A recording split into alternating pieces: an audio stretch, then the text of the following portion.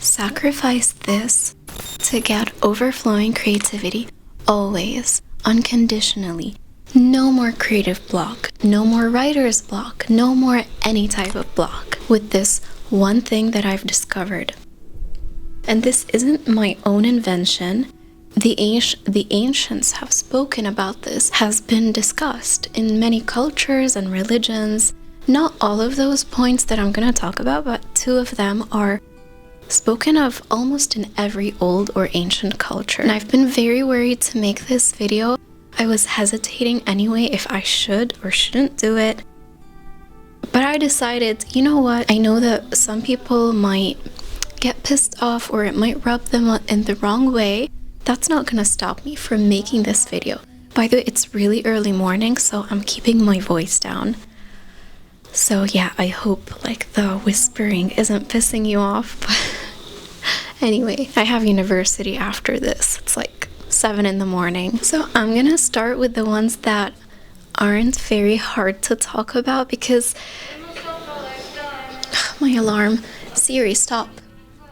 Siri, stop. Okay, so the first one is literally to eat less. And I know like a lot of people will be really pissed off at me in the comments, and I'm not saying drop weight or get skinny or like anything that promotes eating disorders. No, absolutely not. But thing is that in many ancient cultures, it has been a topic of discussion to not overeat. Because once you overeat or you eat a very heavy, unbalanced meal, your body goes into a nervous wreck mode, and all of your blood goes into your stomach for digestion. Especially if you've overeaten or eaten very unhealthy things, your blood will all be going down to your stomach to deal with all of these things and digestion and the bacteria that are coming in and the parasites and issues that need to be removed and solved and cleansed and digested. And therefore, this energy and blood is not in your mind anymore. It's not in the other parts of your body. It's all in your stomach. And then if you literally have a freaking Mexican meal, I've actually never eaten Mexican food, but I've heard that it's very heavy and like really oily and unhealthy, so like the junk type of Mexican food.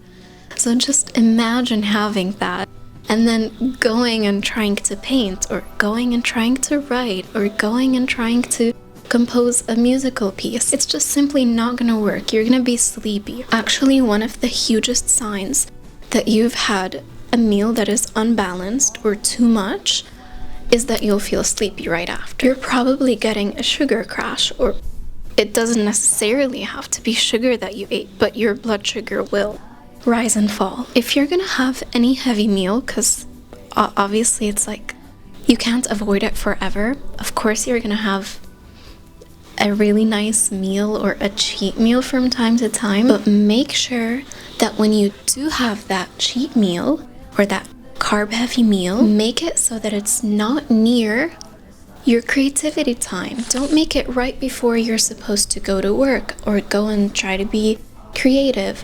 Do it sometime where you know that you're relaxing right after, and this way you won't be like, why can't I be creative now? All I want is to chill out and I want to relax. That's a body response. So you need to consider your body as well, because it's the mind and the gut are connected. So that's like the first point. It's to eat less or time your meals at least. Now I'm gonna go to the scary one.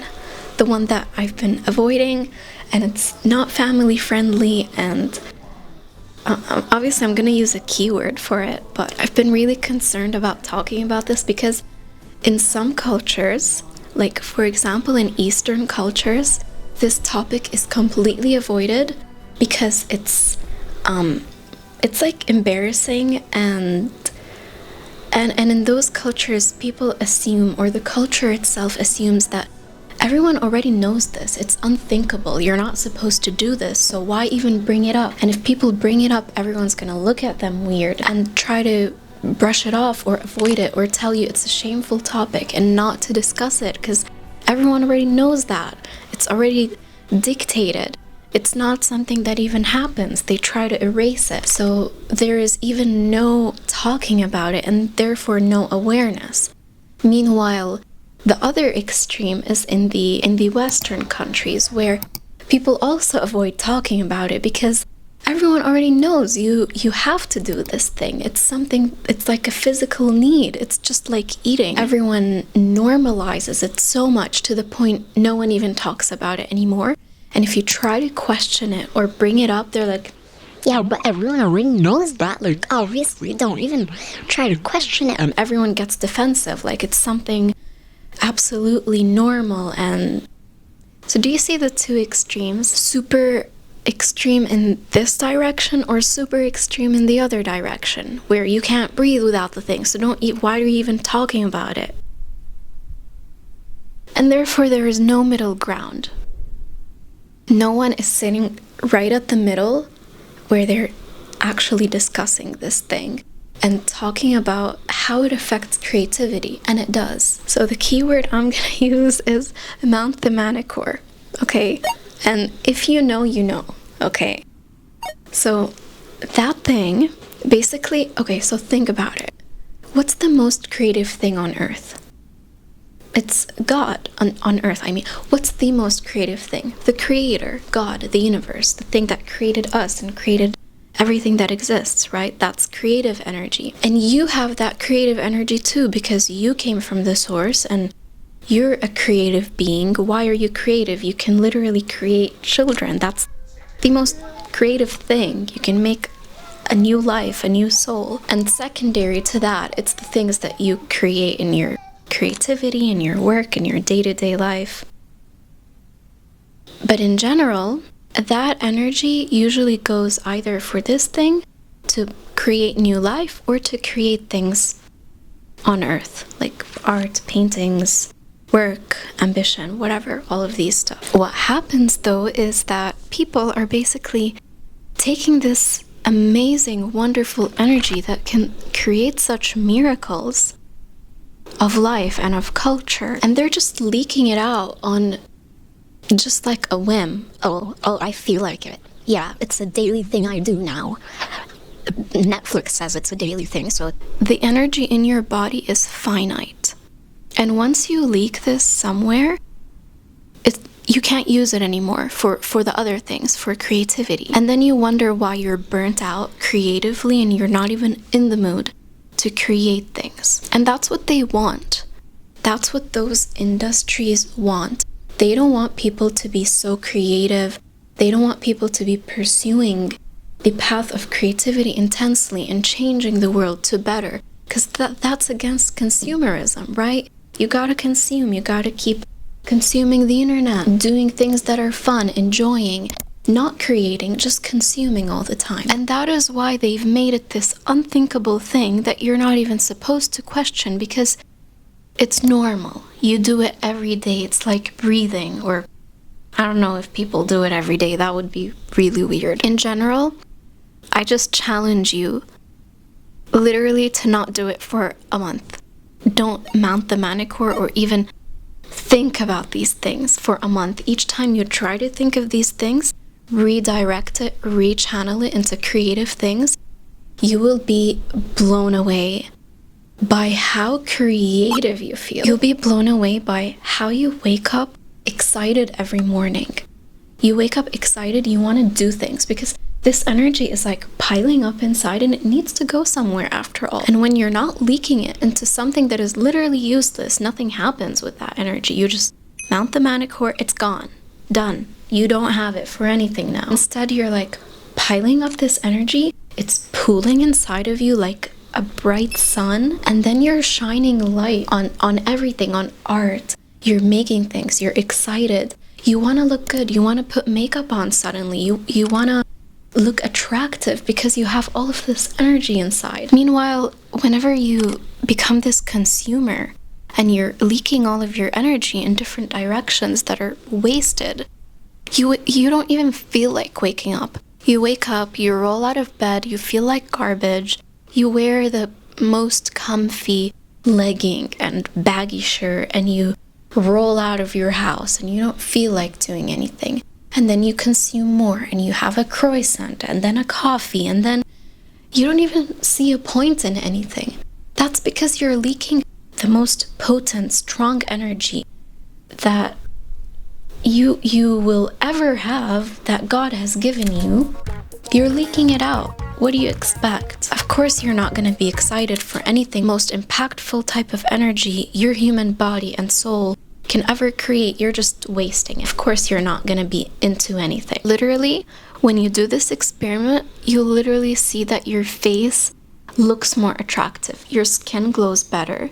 Your movements are more attractive. Everything about you is more magnetic. It's also tied to dopamine, by the way. So like, watch my dopamine videos. My notes are on the wall, by the way. Yeah, okay, so yeah, it's like a chunk of the creator is in you, and now you can you can co-create with the creator.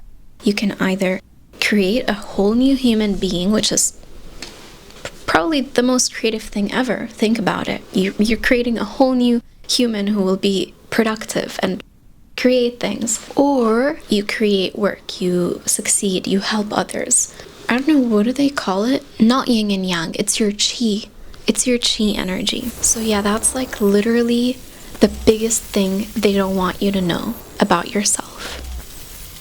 And you think it's a small thing. You're like, yeah, but like everyone does it, right? Or no one talks about it, so it's like not that important. Why do you think in religion they say don't do it?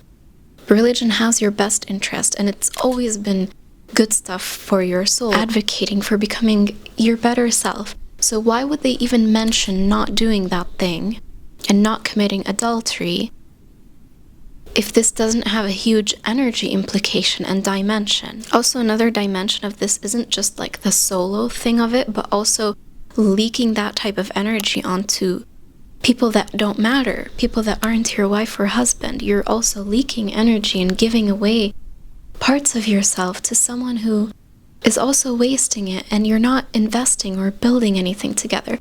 This is the most building type of energy. So whenever you use it on someone who you're building a life with, on something important. Turn it inward.